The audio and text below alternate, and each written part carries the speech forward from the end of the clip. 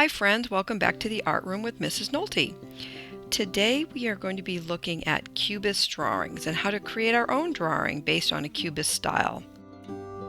You'll need to select a worksheet from the packets that I sent home. There are a few different ones in the packet. You can pick whichever one you like. One is already broken into a Cubist format, and the other is just a drawing of that same object. You're going to need markers, you're going to need colored pencils, a Sharpie or a black marker, or crayons. So you can use whatever drawing material you have at home. I'm going to put the coloring page aside that's already broken into the Cubist style, but I'm actually going to use it for a reference just so that I can make sure that I'm keeping on track with what I need to do. Cubism was one of the most significant art movements of the 20th century.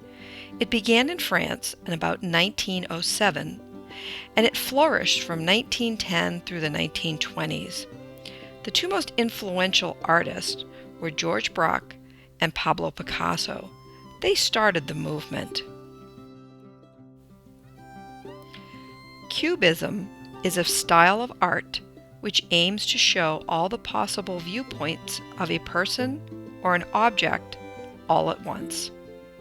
It is called Cubism because the items represented in the artwork look like they are made out of cubes and other geometric shapes. Some of the shapes might be squares, or triangles, or circles, or diamonds, or rectangles. So as I'm breaking my space in this image of a bird into a Cubist style, I'm making sure that all of my shapes go all the way to the edge of the page. I'm going to fill in the whole picture plane with different geometric shapes. You should do the same. You don't need to copy mine, but you can use it as a reference, or you can use the one that's attached as a drawing page. You could also use a ruler if you'd like, but I decided to do mine freehand.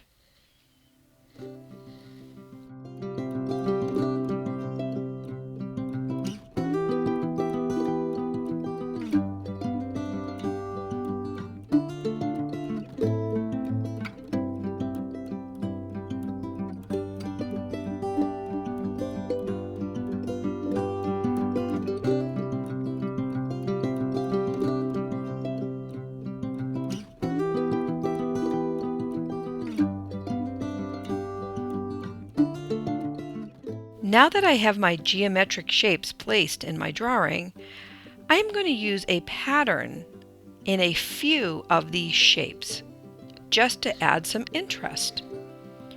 You can use any kind of pattern you like. I'm going to use some straight lines, some circles, and some zigzag lines. And I'm going to place them randomly around my page.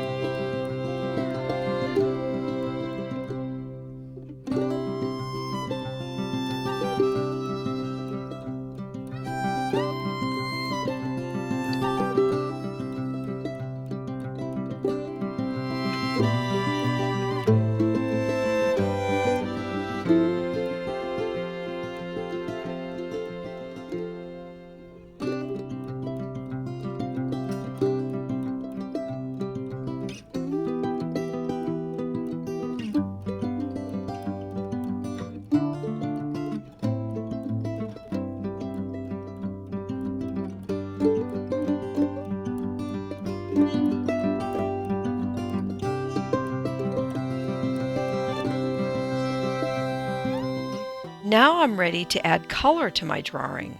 I'm going to use markers today, but you can use crayons or colored pencils.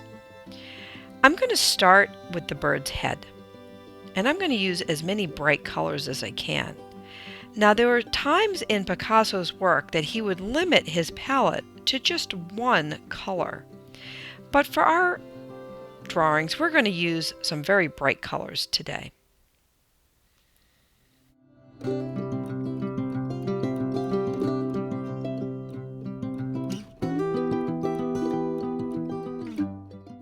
Remember just to color each geometric shape its own color and try to stay within those shapes so that the Cubist style shows.